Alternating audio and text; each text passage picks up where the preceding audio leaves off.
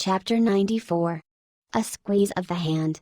That whale of Stubbs, so dearly purchased, was duly brought to the Pequod's side, where all those cutting and hoisting operations previously detailed, were regularly gone through, even to the bailing of the Heidelberg tun, or case. While some were occupied with this latter duty, others were employed in dragging away the larger tubs, so soon as filled with the sperm, and when the proper time arrived, this same sperm was carefully manipulated ere going to the try-works, of which anon. It had cooled and crystallized to such a degree, that when, with several others, I sat down before a large Constantine's bath of it, I found it strangely concreted into lumps, here and there rolling about in the liquid part. It was our business to squeeze these lumps back into fluid. A sweet and unctuous duty. No wonder that in old times this sperm was such a favorite cosmetic. Such a clearer. Such a sweetener. Such a softener. Such a delicious vivifier. After having my hands in it for only a few minutes, my fingers felt like heels, and began, as it were, to serpentine and spiralize. As I sat there at my ease cross-legged on the deck after the bitter exertion at the windlass under a blue tranquil sky. The ship under indolent sail and gliding so serenely along as I bathed my hands among those soft gentle globules of infiltrated tissues woven almost within the hour as they richly broke to my fingers and discharged all their opulence like fully ripe grapes their wine as I snuffed up that uncontaminated aroma literally and truly like the smell of spring violets. I declare to you that for the time I lived as in a musky meadow I forgot all about our horrible oath in that inexpressible sperm. I washed my hands and my heart of it. I almost began to credit the old Paracelsian superstition that sperm is a rare virtue, and allaying the heat of anger while bathing in that bath I felt divinely free from you all ill will or petulance or malice of any sort whatsoever. Squeeze. Squeeze. Squeeze. All the morning long I squeezed that sperm till I myself almost melted into it. I squeezed that sperm till a strange sort of insanity came over me and I found myself unwittingly squeezing my co-laborers' hands in it, mistaking their hands for the gentle globules. Such an abounding, affectionate, friendly, loving feeling did this avocation beget, that at last I was continually squeezing their hands, and looking up into their eyes sentimentally, as much as to say, "Oh, my dear fellow beings, why should we longer cherish any social acerbities, or know the slightest ill humor or envy? Come, let us squeeze hands all round, nay, let us all squeeze ourselves into each other, let us squeeze ourselves universally into the very milk and sperm of kindness. Would that I could keep squeezing that sperm forever.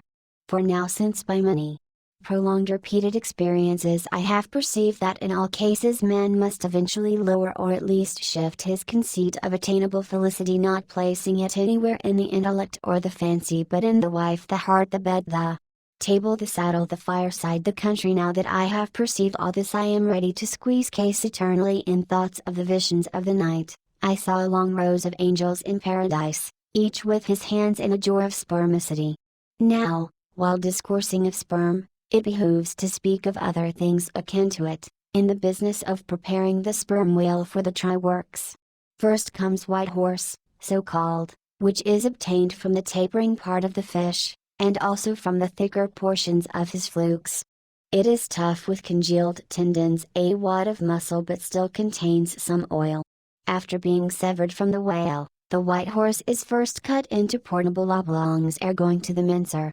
They look much like blocks of Berkshire marble. Plum pudding is the term bestowed upon certain fragmentary parts of the whale's flesh, here and there adhering to the blanket of blubber, and often participating to a considerable degree in its sumptuousness. It is a most refreshing, convivial, beautiful object to behold. As its name imports, it is of an exceedingly rich, mottled tint, with a bestreaked snowy and golden ground, dotted with spots of the deepest crimson and purple. It is plums of rubies, in pictures of citron. Spite of reason, it is hard to keep yourself from eating it. I confess, that once I stole behind the foremast to try it. It tasted something as I should conceive a royal cutlet from the thigh of Louis le Gros. Might have tasted supposing him to have been killed the first day after the venison season, and that particular venison season contemporary with an unusually fine vintage of the vineyards of Champagne. There is another substance, and a very singular one, which turns up in the course of this business, but which I feel it to be very puzzling adequately to describe. It is called slopglayan, an appellation original with the whalemen, and even so is the nature of the substance. It is an ineffably oozy, stringy affair, most frequently found in the tubs of sperm, after a prolonged squeezing, and subsequent decanting. I hold it to be the wondrously thin, ruptured membranes of the case, coalescing. Gurry, so called, is a term properly belonging to right whalemen, but sometimes incidentally used by the sperm fishermen. It designates the dark, glutinous substance which is scraped off the back of the Greenland or right whale, and much of which covers the decks of those inferior souls who hunt that ignoble leviathan. Nippers. Strictly this word is not indigenous to the whale's vocabulary. But as applied by whalemen, it becomes so. A whaleman's nipper is a short firm strip of tendinous stuff cut from the tapering part of leviathan's tail. It averages an inch in thickness, and for the rest, is about the size of the iron part of a hoe. Edgewise moved along the oily deck, it operates like a leathern squilgee, and by nameless blandishments, as of magic, allures along with it all impurities. But to learn all about these recondite matters, your best way is at once to descend into the blubber room, and have a long talk with its inmates.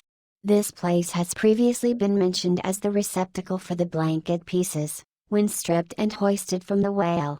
When the proper time arrives for cutting up its contents, this apartment is a scene of terror to all tyros, especially by night. On one side, lit by a dull lantern, a space has been left clear for the workmen. They generally go in pairs, a pike and gaffman and a spademan. The whaling pike is similar to a frigate sporting weapon of the same name. The gaff is something like a boat hook. With his gaff, the gaffman hooks onto a sheet of blubber, and strives to hold it from slipping, as the ship pitches and lurches about. Meanwhile, the spademan stands on the sheet itself, perpendicularly chopping it into the portable horse pieces. This spade is sharp as hone can make it. The spademan's feet are shoeless. The thing he stands on will sometimes irresistibly slide away from him, like a sledge. If he cuts off one of his own toes, or one of his assistants, would you be very much astonished? Toes are scarce among veteran blubber room men.